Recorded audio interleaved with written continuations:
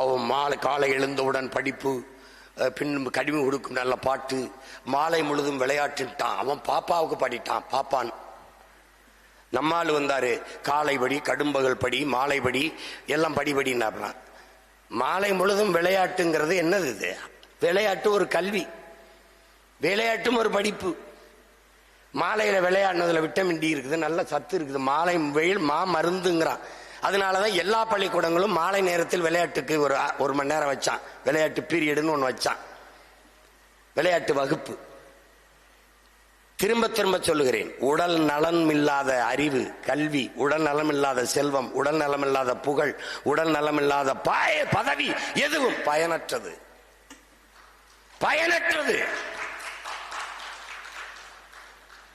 அப்ப உடல் நலம் வேணும்ல.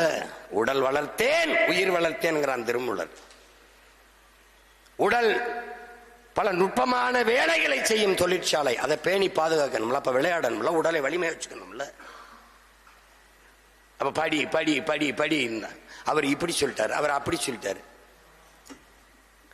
அந்த பாரதிதாசன் தான்டா சொல்றான், உய்வகை காட்டும் உயர் தமிழுக்கு புதுநெறி காட்டிய புலவன் பாரதி என்று அவன் தாண்டா பாடுறான்.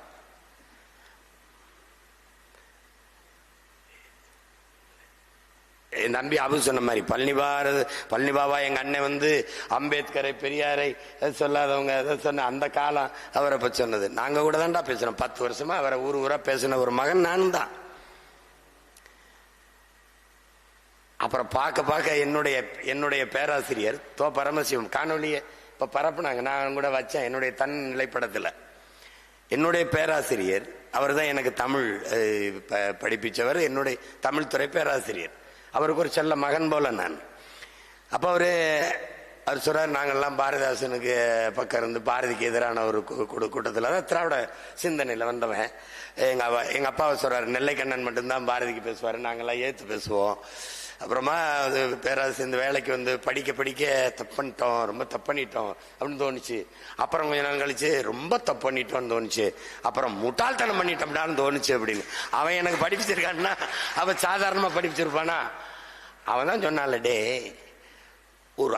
ஒரு அக்ரஹாரத்திலிருந்து ஒரு இளைஞன் இவ்வளவுதான்டா பாட முடியும், அவனை போய் நோன்றியலடா.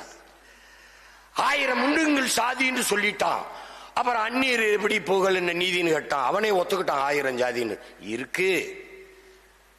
அப்புறம் என்ன சொல்றான், ஒழிக்கணும்.